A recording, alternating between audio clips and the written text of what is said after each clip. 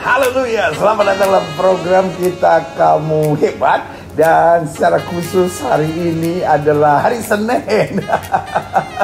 Karena hari Senin, maka kita masuk pada program kita PHM, Please Help Me. Nah, program ini adalah program kita semua, karena saya hanya menjawab pertanyaan-pertanyaan saudara. Ide program ini semua datangnya dari saudara. Saudara boleh menyampaikan pertanyaan-pertanyaan saudara, caranya mudah, hashtag PHM, lalu beritahu apa masalah saudara. Karena saya tidak mau jadi pendeta yang tidak bisa berinteraksi secara langsung, karena program ini bukan sekedar program YouTube, saudara-saudara, tapi program ini adalah program komunitas kita, bahwa kita adalah satu kesatuan, sehingga saudara boleh bertanya, sehingga kita selalu berinteraktif dalam program ini, sehingga apapun yang menjadi persoalan saudara, jangan menanggungnya sendiri. Kita satu keluarga, mari kita saling bahas, karena seringkali pertanyaan saudara yang membingungkan saudara juga membingungkan banyak orang. Lalu kemudian kita dapat berdiskusi dan menemukan jalan keluarnya. Dan sekali lagi, program PHM ini tidak membahas doktrin-doktrin teologi yang rumit-rumit, saudara,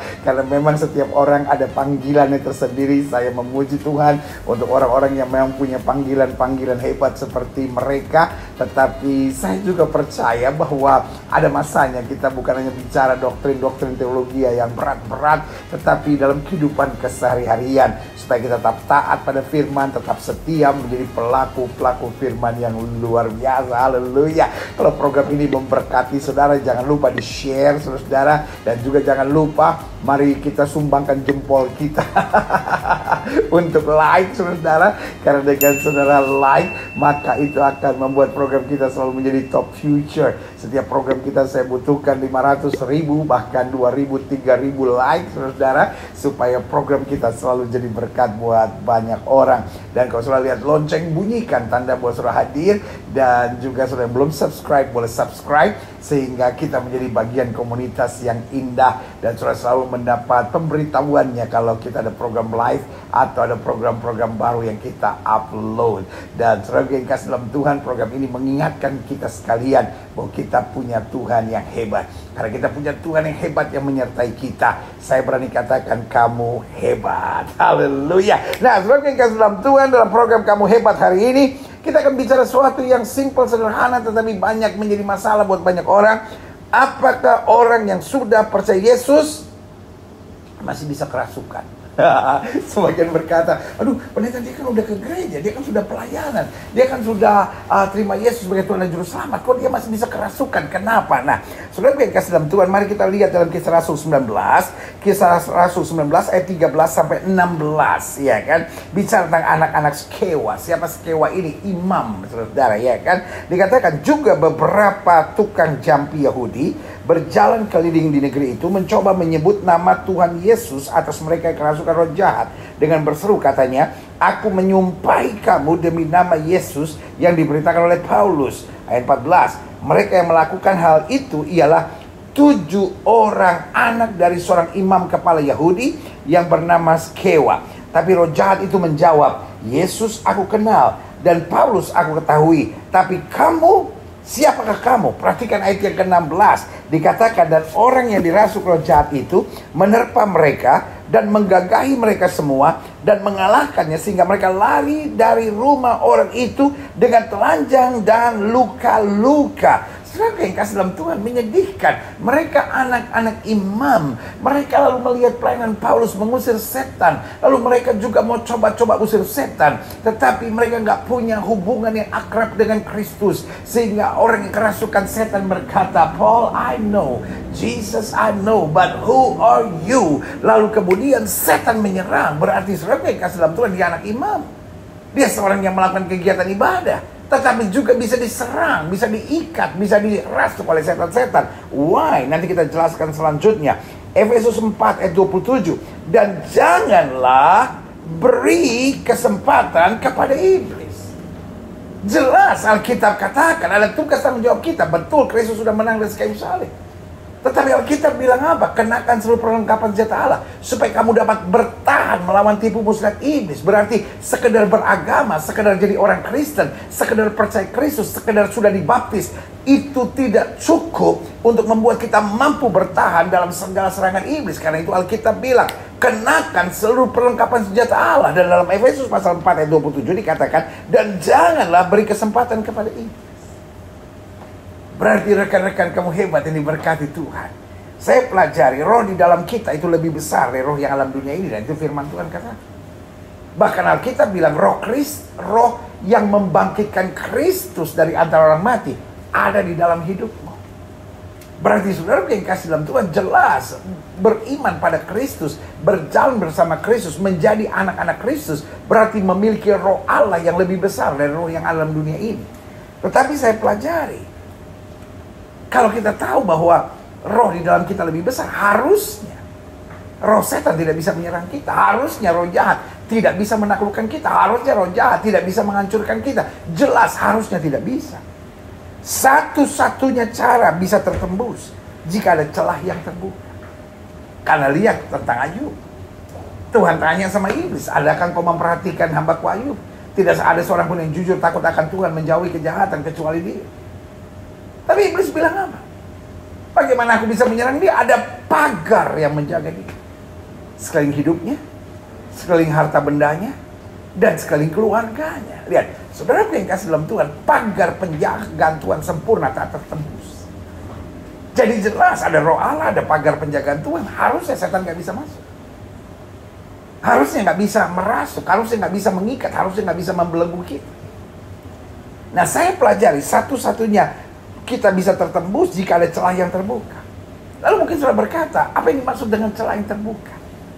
Lalu saudara berkata, kenapa dia orang Kristen, dia udah pelayanan, kok bisa kerasukan setan, kok bisa diserang setan-setan? Karena ada celah yang terbuka. Dan saya pelajari minimal ada 5 celah yang bisa berbahaya. Yang pertama, kepahitan dan kedendaman. Jadi kalau seorang punya kepahitan dan kedendaman, itu celah yang terbuka. Sehingga meskipun dia berdoa, meskipun dia ke gereja, meskipun dia pelayanan, tapi kalau ada kebencian, ada kedendaman, itu adalah celah yang terbuka. Karena ada kepahitan yang timbul dalam hatinya, ada kedendaman. Nah, itu adalah celah dari iblis, saudara. Dia memberi kesempatan kepada iblis. Sementara Alkitab berkata, jangan beri kesempatan kepada iblis. Mungkin saudara berkata, ya tapi dia nyakitin saya, dia ngecewain saya. Betul, tapi Alkitab berkata, manusia boleh mereka-rekakan yang jahat, Allahku mereka-rekakan yang untuk kebaikan. Jadi pastikan jangan ada kepahitan dan jangan ada kedendaman. Yang kedua, celah yang terbuka adalah rakus dan serakah. Orang kalau punya hati yang rakus, orang kalau punya hidup yang serakah, maka saudara yang kasih dalam Tuhan, itu celah yang berbahaya, yang dapat menjadi tempat di mana iblis masuk dan menghancurkan kita. Mungkin saudara berkata, tapi kalau kita udah bertobat, kok masih bisa? Loh, karena kau rakus, karena kau serakah. Berarti kau memberi kesempatan kepada iblis, dan itu yang akan membuat iblis masuk dan mendatangkan kuasa yang membelenggu dan akhirnya merasuk kehidupan kita. Yang ketiga, sakit hati dan dendam. Iya kan? Jadi kalau ada sakit hati, maksudnya ada sakit hati dan ada kebencian. Kalau kita ada sakit hati, kita ada kebencian, bukankah Alkitab ajarkan kita untuk saling mengasihi? Bukankah Alkitab ajarkan kita Tuhan merubah kutuk menjadi berkat?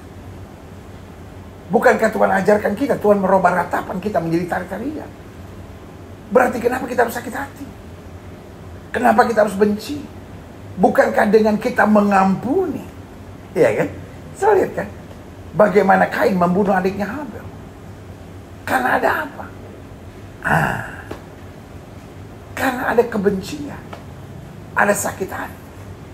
Jadi meskipun kita orang pilihan Tuhan, kita sudah diselamatkan oleh darah Kristus, tapi kalau kita membiarkan hati kita dikuasai oleh sakit hati dan benci, maka itu akan menjadi celah yang berbahaya. Selanjutnya saya pelajari pikiran-pikiran cabul. Pikiran-pikiran cabul ini juga sesuatu yang jahat, saudara. Karena Alkitab berkata, kuduskan dirimu. Bahkan Alkitab berkata, kuduslah kamu sebab aku kudus.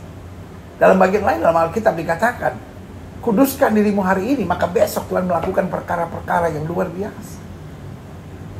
Makanya soal dosa perzinahan ini, dosa percabulan ini, Alkitab sangat serius. Karena Alkitab berkata, dosa lain dikerjakan di luar tubuh, tapi dosa perzinahan dikerjakan di dalam tubuh. Jadi saudara yang kasih dalam Tuhan, kalau kita hidup dalam dosa percabulan, dalam pikiran, dalam jiwa, dalam perasaan, dalam keseharian hidup kita, maka meskipun kita sudah ke gereja, meskipun kita sudah dibaptis, tapi kita akan dapat mudah diserang oleh setan, bahkan dirasuk oleh kuasa-kuasa kegelapan, saudara. Kenapa? Ada pikiran-pikiran cabul, tindakan-tindakan cabul. Lalu yang kelima, ada niat-niat curang dan ada niat-niat jahat. Tuhan tidak bisa memberkati orang yang pergi ke gereja tapi punya niat curang. Tuhan gak bisa melindungi orang yang punya niat curang dan niat jahat dalam hatinya. Kenapa?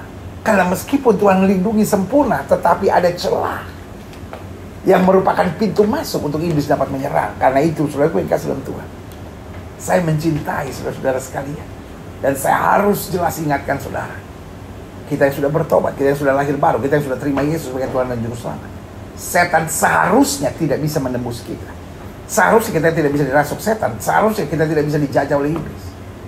Kecuali kalau kita buka celah. Dan celahnya sudah saya jelaskan, minimal ada 5. Kepahitan dan dendam, rakus dan serakah, sakit hati dan benci, pikiran-pikiran cabul, niat-niat curang dan jahat. Nah pertanyaannya, bagaimana kita lepas? Yang pertama, ambil otoritas dalam nama Yesus. Imani bahwa saya anak Tuhan Yesus. Imani saya sudah ditebus oleh darah Yesus. Imani bahwa roh di dalam saya lebih besar dari roh yang dalam dunia ini. Karena itu kita mulai ambil otoritas. Berarti kita mulai imani, Tuhan, saya sudah dibasuh oleh darah Yesus. Saya tidak mau buka celah lagi. Tetapi saya sekarang mau hidup dalam kebenaran. Makanya Alkitab bilang, kalau kamu tidak milih ke kiri maupun milih ke kanan, hidup kamu diberkati. Kamu gak turun tapi naik. Kamu gak akan menjadi ekor, kamu dipimpin menjadi kepala. Haleluya. Yang kedua, bagaimana lepasnya? Tutup semua celah. Setelah kita ambil otoritas, kita sadar saya anak Tuhan, saya sudah ditebus oleh darah Yesus. Maka yang kedua, kita harus tutup semua celah, ya kan? Tanpa tutup semua celah, tempat itulah yang akan menjadi tempat untuk iblis menyerang. Karena itu Alkitab ingatkan kita, ingat betapa dalam kamu telah jatuh, bertobatlah. Artinya apa? Ingat apa titiknya yang menjadi celah, tutup semuanya. Yang ketiga, hidup dalam kesucian dan kebenaran. Oh, ini penting sekali. Ini penting sekali. Meskipun kita pergi ke gereja, meskipun kita percaya Yesus, tapi kalau kita nggak hidup dalam kesucian, kita nggak hidup dalam kebenaran. Wow, saya mengerti berita tentang kesucian dan kebenaran hari-hari ini nggak populer dalam gereja. Orang lebih senang dengar tentang berkat, mujizat. Even though saya percaya berkat dan mujizat itu bonus buat setiap orang percaya. Tapi saudaraku yang kasih dalam Tuhan, mau namanya berkat, mau namanya mujizat, mau namanya karunia-karunia Allah, tidak ada artinya kalau kita tidak mau hidup di dalam kesucian dan kebenaran. Berarti kesucian dan kebenaran itu mutlak. Karena orang-orang pintar, orang-orang punya teologi yang tinggi dapat dirasuk setan. Tapi orang-orang yang hidup dalam kesucian dan kebenaran tidak dapat dipermainkan oleh iblis. Haleluya. Dan yang keempat, bagaimana kita menangnya? Bagaimana kita lepasnya? Pertama, ambil otoritas dalam nama Yesus. 2, tutup semua celah. 3, hidup dalam kesucian dan kebenaran. 4, kenakanlah seluruh perlengkapan senjata Allah. Itu yang Alkitab ajarkan. Topong keselamatan, pedang roh, perisai iman, kaki yang berkasutkan kerelaan untuk memberitakan Injil. Jadi saudara yang kasih dalam Tuhan, Alkitab ajarkan kita bagaimana kita mengenakan seluruh perlengkapan senjata Allah. Apa artinya kita mengenakan seluruh perlengkapan senjata Allah? Artinya kita siap. Kita tahu kita sedang dalam peperangan. Kita nggak mau diombang-ambingkan oleh berbagai intimidasi dan ancaman. Tapi kita mau tetap hidup dalam kuasa Allah. Saudara yang kasih dalam Tuhan, saya percaya orang-orang yang hidup dalam kesucian, orang-orang yang mengandalkan Kristus, orang-orang yang berjalan pada firman Tuhan, maka iblis tidak berkuasa lagi. Makanya Alkitab bilang, Tuhan segera akan meletakkan iblis di bawah telapak kaki orang percaya. Saudara yang merasa setan kayaknya merasuk, saudara, kayaknya setan mulai menyerang, saudara, kayaknya setan mulai belenggu, saudara, menyusahkan hidup saudara, saudara mulai ingat, ada nggak celah yang saya buka? Kalau ada, bertobat, datang pada Tuhan, tutup semua celah. Tapi kalau nggak ada, maju terus, lawan iblis. Karena Alkitab bilang, tunduk pada Allah, lawan iblis, maka iblis akan lari. Saudara yang kasih dalam Tuhan, engkau adalah orang-orang yang dikasih Tuhan, engkau adalah orang-orang yang dipilih oleh Tuhan, engkau adalah orang-orang yang diutus oleh Tuhan untuk pergi jadikan sekalian bangsa muridku. Saya mengasihi saudara, saya berdoa terus buat saudara, dan saya mengingatkan buat saudara, kamu hebat. Sampai berjumpa minggu depan, dan jangan biarkan iblis menjajah hidup kita, merasuk hidup kita, menyerang hidup kita, karena roh di dalam kita lebih besar dari roh yang alam dunia ini. Haleluya.